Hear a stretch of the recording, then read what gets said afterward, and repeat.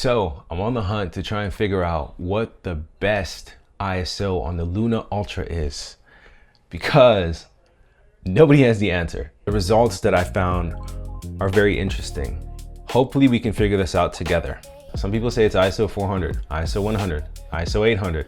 Why is this even important? Well, if you want to max the most dynamic range out of your LUNA Ultra, which means potentially the highest quality recording file that you can get, then you want to know what that base ISO is for the most part. And big disclaimer, I'm using the beta firmware that has been pulled due to potential stability issues, because I see some really interesting improvements in terms of ISO performance. And so I wanted to do some further testing to see what's coming down the line.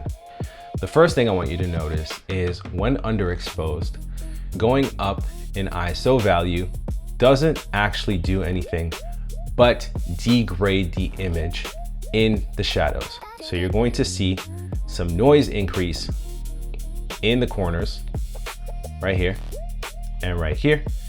And as you go up in ISO value, you're actually just making the image worse. So when underexposing, the lesson you could take here is that going up in ISO values is no good. You don't want to underexpose anything above 100. You probably don't even want to underexpose 100. When trying to balance out the image for a regular exposure, let's call it exposure 0. By the way, I'm using approximate exposure metering because the LUNA Ultra actually doesn't show you what level you're at while recording. So what I did is I'm working backwards from that. I'm kind of starting from the peak of the highlights and assuming that's +2 and then going downwards from there. It's an approximation. This is why I'm saying like it might not be 100% accurate, but it's probably very, very close. Now, when you're at regular exposure, you're going to see the same consistent pattern when underexposed. ISO 100 seems fairly normal, retains those highlights, right?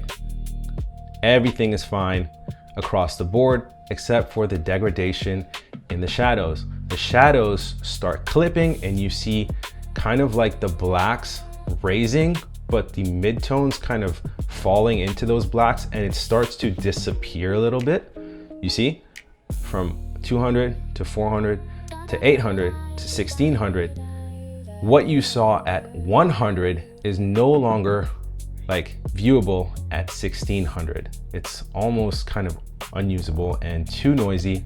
And so you might as well use ISO 100 or 400. But then again, from 100 to 400, you still see some kind of a degrading pattern over here.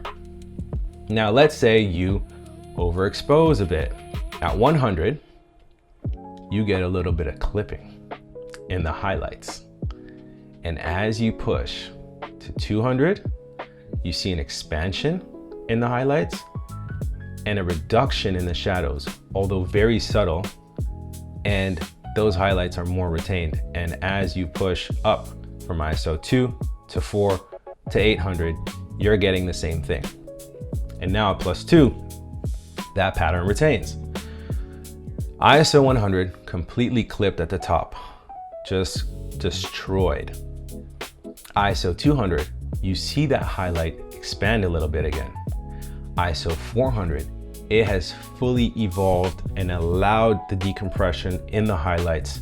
And if you go back and forth between the three, it's pretty obvious. But then going up from 400 to 800, you're not seeing any differences except for degrading the shadows.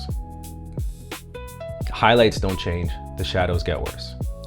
So we can confidently say that ISO 800 doesn't give any additional benefits to the image in terms of dynamic range and noise performance. From ISO 100 to 200 to 400, you're seeing an elevation in those highlights and a slight subtle degradation in the shadows.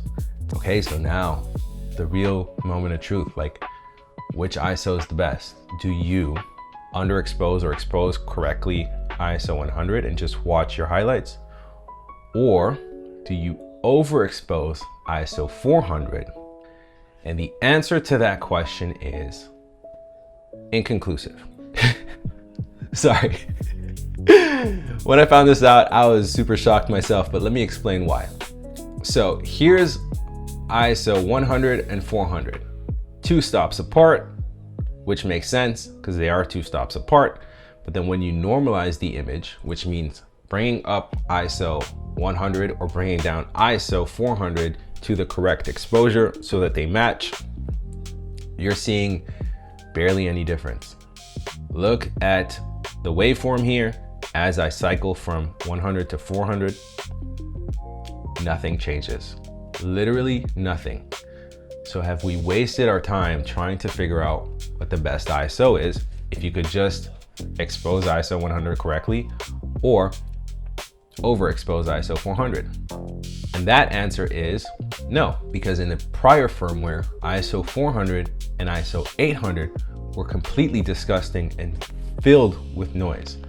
But now it seems that in this beta update, there is some improvement that is either denoising, and if it is denoising, it's doing a really good job, or if it's not, they've just corrected what it was intended to look like. In terms of details, like if I go back into the shadows, in terms of details, look at this.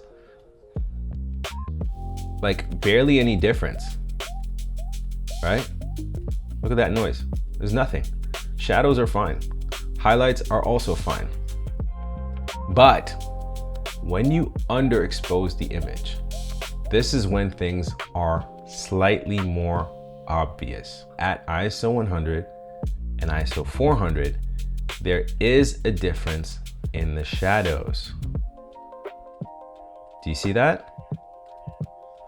You can even see it in the waveform where the mids have been slightly shifted downwards at ISO 400, which is consistent with what I've been showing you prior to this. So I don't know, maybe this beta has just done something different to the Luna where it doesn't really matter from 100 to 400, but it is very obvious that if you go from 800, 1600 and up, that you're just doing the same thing as ISO 400, as in you're not getting any more benefits in the highlights and you're just ruining your image.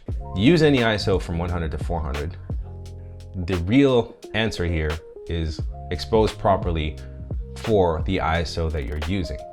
If you're using ISO 100, balance your image properly, don't clip those highlights. If you're using ISO 400, you can expand and overexpose a little, but just know that you may or may not increase the noise in the shadows if you are not overexposing by at least +1, +2.